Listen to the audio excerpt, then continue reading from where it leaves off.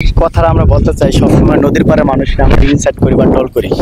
বাস্তব জীবনে কি নদীর পাড়ে মানুষগুলো সবথেকে বেশি দুঃখে থাকে। যখন বর্ষাকাল আসে নদীর পাড়ের মানুষগুলো কোথায় যাবে, কোথায় থাকবে, সেই ধরনের একটা ফেসিলিটি থাকে না। আর আমাদের দেশটা কি, দেশটা উন্নত রাষ্ট্র, কিন্তু নদীর পাড়ে মানুষের জন্য কেউ কিচ্ছু করে না। আপনি দেখতে পারবেন কিনা জানি না, এখানে একটা বিশাল গ্রাম ছিল, গ্রামটা নাই জল। যাক, আমার কাছে একজন ভাই আছে, নাম হলো কামাল ভাই।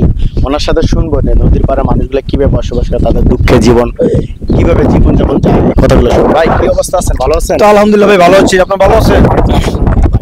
আপনার নদীর পাড়ে মানুষগুলো কিভাবে চলাফেরা করেন বা কি ধরনের ফেসিলিটি আপনারা পান বা সরকার থেকে?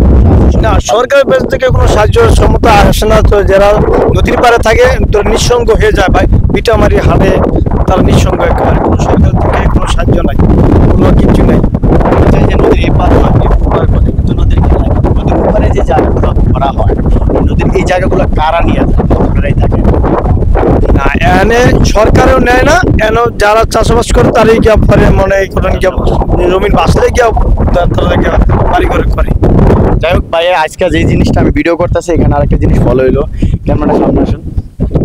দেখেন নদীর এই যে নদী যে ভাঙতেছে, এটা হলো একটা চাক্ষুষপুর হাট। এই নদীর একটা জিনিস সবসময় আমরা খেয়াল করি, যখন এই যে নদীগুলো দেখেন, এই নদীগুলো কিন্তু ভাঙ্গা, নতুন করে চাকা ভাঙতেছে। এই যে আজকেও দেখেন, কিন্তু বোঝার উপায় থাকে না। যখন নদীর জোয়ার বয়, তখন নদীর পানিটা আরো হাই লেভেলে থাকে। এই যে এখানে কিন্তু বাড়িঘর ছিল, এখানে বাড়িঘর ছিল। এই যে রাস্তা আছে, রাস্তাটাও দেখতে পারবেন।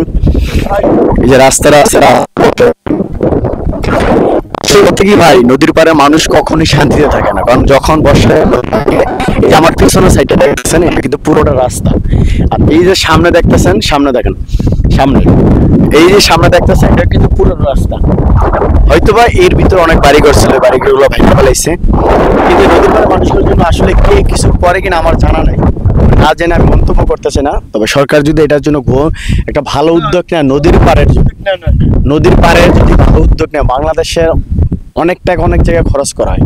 এই নদীর পাড়ে মানুষগুলো যদি একটা ভালো উদ্যোগ নেয়, তাহলে দেশের জমিটাও বাঁচতেছে, প্লাস মানুষগুলো বাঁচতেছে। আসলে থেকে এটা নিয়ে কেউই কাজ করে না।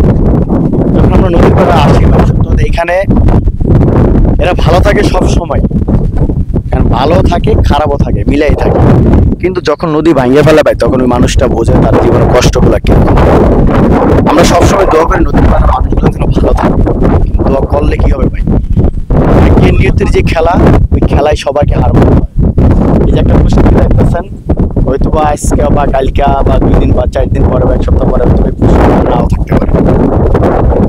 এই যে গাছের দেখতেছেন, আরো দূরে ছিল। আমরা যখন আরো 2-3 মাস আগে ছিলাম, তখন আরো দূরে ছিল। নদী ভাঙার পরে এটা কাছে চলে আসে। যাই হোক, উনি বলছে আমরাও এখানে আসি সবসময়। নদীর পাড়ে মানুষগুলো সবসময় কি জানেন, এরা দিন আইনা দিন